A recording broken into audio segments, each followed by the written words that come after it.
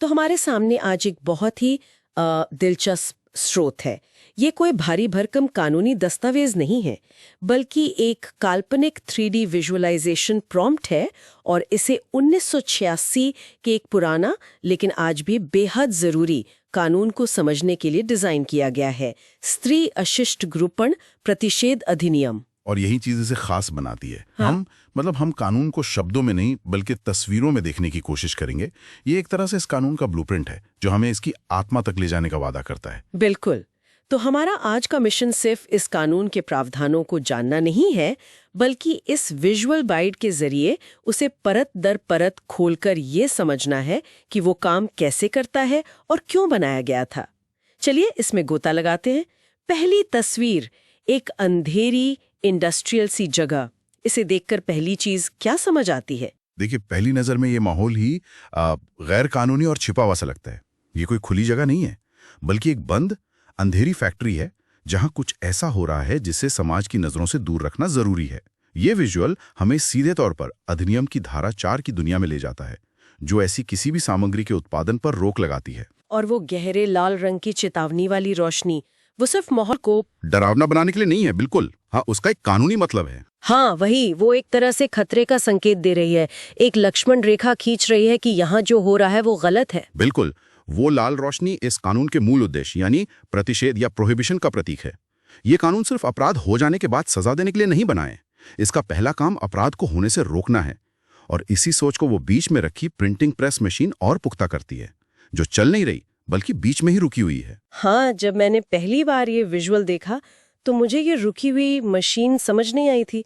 मुझे लगा शायद कोई तकनीकी खराबी है, लेकिन आपका स्पष्टीकरण कि ये कानून के रोकने की शक्ति को दिखाता है, ये वाकई एक बहुत शक्तिशाली छवि है। मतलब ये कानून सिर्फ आग लगने पर उसे बुझाने नहीं आता, बल्कि ये धुएं को देखकर ही अलार्म बजा देता है। आपने इसे बहुत सही तरीके से समझा। ये एक प्रोएक्टिव, एक ज्यादा सक्रिय दृष्टिकोण है।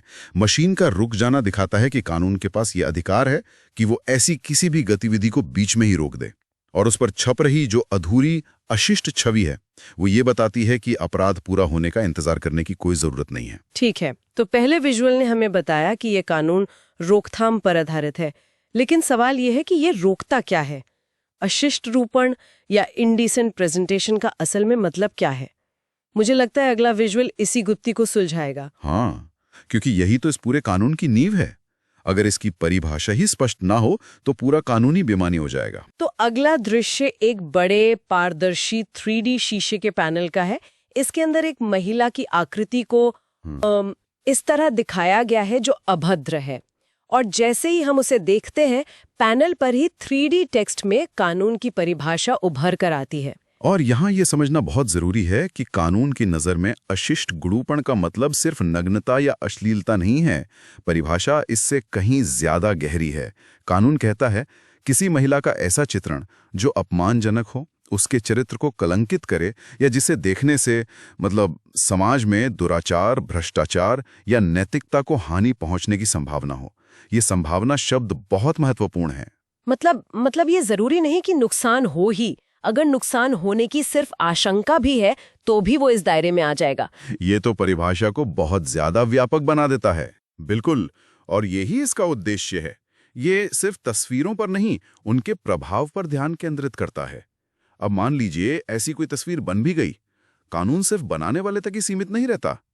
अगला विजुअल हमें दिखाता है कि इसके प्रसार को लेकर कानून क्या कहता है। हाँ, ये विजुअल बड़ा दिलचस्प है। हवा में बहुत सारे दस्तावेज, पर्चे, लेबल, रैपर उड़ रहे हैं। यहाँ तक कि धुएं से भी कुछ बनाया जा रहा है, जैसे कोई बड़ा विज्ञापन अभियान चल रहा हो। लेकिन फिर अचानक एक अदृश्य शक्ति इन सब चीजों को हवा में ही जमा देती है। सब कुछ एकदम रुक जाता है। यह दृश्य कानून की दो और महत्वपूर्ण परिभाषाओं को जीवंत करता है, विज्ञापन और वितरण। और दोनों का दायरा बहुत बड़ा रखा गया है। विज्ञापन में सिर्फ पोस्टर ही नहीं, बल्कि कोई भी सूचना, परिपत्र, लेबल और जैसा आपने कहा ध्वनि या धुएं के जरिए किया गया प्रदर्शन भी शामिल है। 1986 के हिसाब से सोचें तो ये काफी भविष्योन्मुखी था। और वितरण में क्या क्या शामिल है? वितरण का मतलब है इसे लोगों तक पहुंचाना, चाहे बेचा जाए, किराए पर दिया जाए या दिखाया जाए। और सबसे दिलचस्प बात जो अक्सर लोग नजरअंदाज कर देते हैं वो ये है कि इसमें मुफ्त में दिए गए सैंपल्स भी शामिल हैं। 1 मिनट, वितरण में मुफ्त सैंपल्स भी शामिल हैं? ये तो बहुत ही ज्यादा व्यापक है।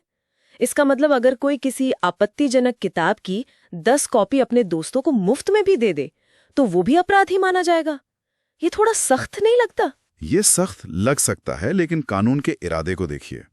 कानून का मकसद उस सामग्री के प्रभाव को रोकना है, चाहे वो पैसे लेकर फैलाया जाए या मुफ्त में।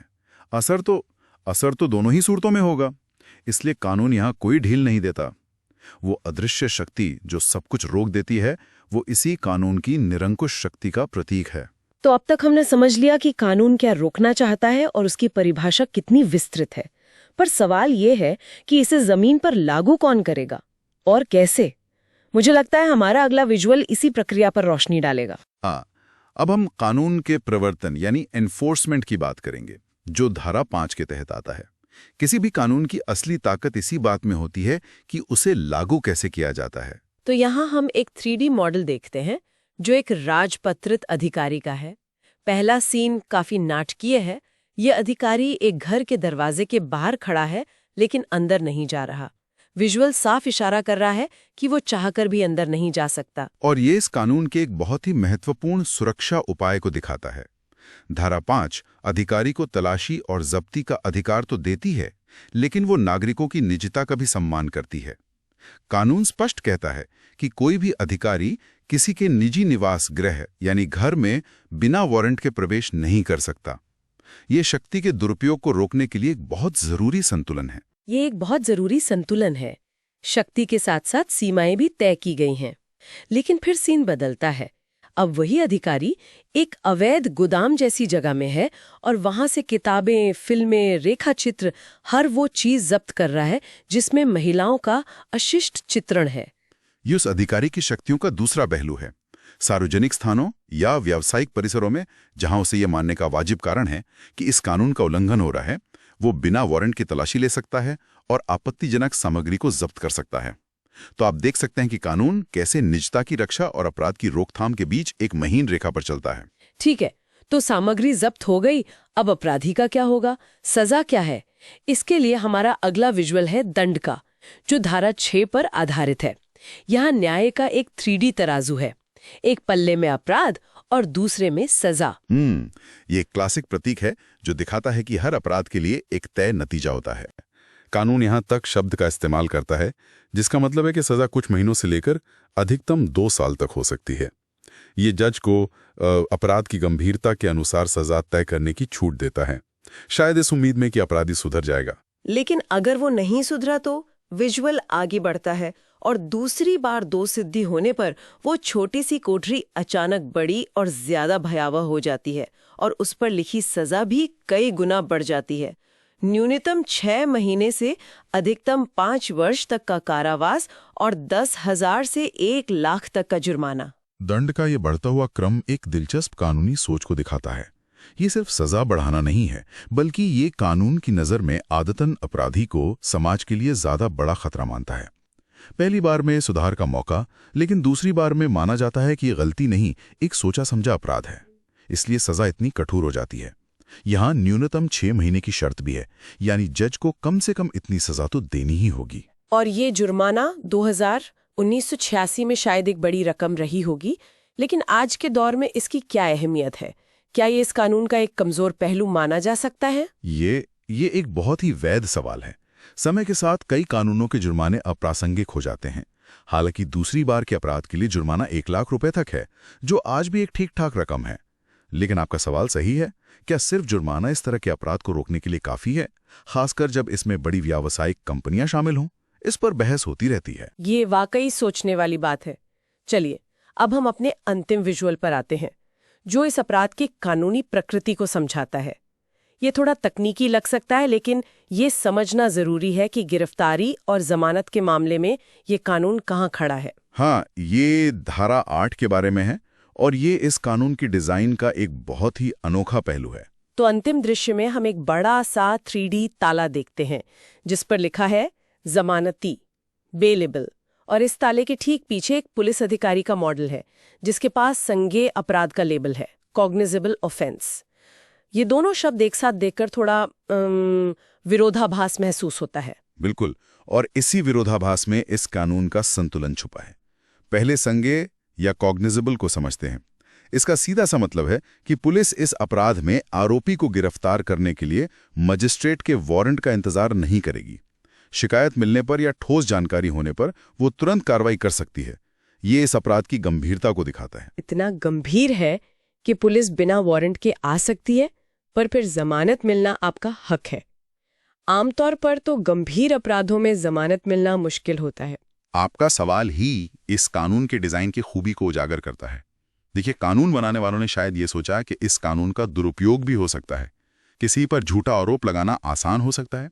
इसलिए उन्होंने एक तरफ पुलिस को तुरंत कार्रवाई की शक्ति दी ताकि आपत्तिजनक सामग्री का प्रसार रोका जा सके, लेकिन दूसरी तरफ आरोपी के अधिकार की रक्षा के लिए इसे जमानतीय या बेलेबल बना दिया। मतलब जमानत मिलना एक अधिकार है, अदालत की मेहरबानी नहीं। एकदम सही। बेलेबल अपराध में जमानत आपका हक है। तो ये एक सोचा समझा संतुलन है, अपराध की गंभीरता को पहचानना और साथ ही व्यक्ति के अधिकारों की रक्षा करना। ये दिखाता है कि कानून सख्त तो है पर अंधा नहीं है। तो आज की इस पूरी विजुअल पड़ताल के बाद ये साफ है कि स्त्री अशिष्ट रूपण प्रतिषेध अधिनियम सिर्फ कुछ तस्वीरों पर रोक लगाने वाला कानून नहीं है। ये एक पूरी प्रक्रिया को टारगेट करता है, सोचने से लेकर बनाने, छापने, विज्ञापन करने और लोगों तक पहुंचाने तक। और इस 3D विजुअलाइजेशन ने हमें इन सूखी और जटिल कानूनी परिभाषाओं के पीछे छिपे इरादे को समझने में मदद की है। विजुअल्स ने कानून के शब्दों को एक कहानी में बदल दिया, जिससे वो ज्यादा सुलभ और यादगार बन गए। ये कानून एक आईने की तरह है जो 1986 के समाज की सोच और उस समय की चुनौतियों को दिखाता है। उस दौर में शायद सबसे बड़ी चिंता प्रिंट मीडिया, पोस्टर और फिल्मों को लेकर थी। और यहीं पर मैं एक अंतिम विचार छोड़ना चाहूंगा। ये अधिनियम 1986 में बनाया गया था। उस समय डिजिटल मीडिया, इंटरनेट या सोशल मीडिया का कोई अस्तित्व ही नहीं था। आज हम एक ऐसी दुनिया में रहते हैं जहां AI से बनी तस्वीरें, डीप फेक वीडियो, मीम्स, ये सब सेकंडों में पूरी दुनिया में फैल जाता है। एक ऐसी दुनिया जिसकी कल्पना भी 1986 में नहीं की जा सकती थी। बिल्कुल। तो एक सवाल जो हमारे सोचने के लिए रह जाता है वो ये है, आज के इस डिजिटल युग में इस 35-40 साल पुराने कानून की आत्मा और इसके सिद्धांतों को नई तकनीकों के संदर्भ में कैसे लागू किया जा सकता है? क्या वितरण की परिभाषा एक व्हाट्सएप फॉरवर्ड या एक वायरल मीम को कवर करती है? जब अपराधी किसी दूसरे देश में बैठा हो तो तलाशी और जब्ती का क्या मतलब रह जाता है? ये एक ऐसा सवाल है जिसका जवाब हमें तकनीक और कानून दोनों के जानकारों को मिलकर खोजना होगा। वाकई ये एक ऐसा सवाल है जो इस पूरी चर्चा को एक नए और कहीं ज्यादा जटिल भविष्य की ओर ले जाता है। और शायद यही वो विचार है जिसके साथ हम आज की इस पड़ताल को यहीं रोकते हैं।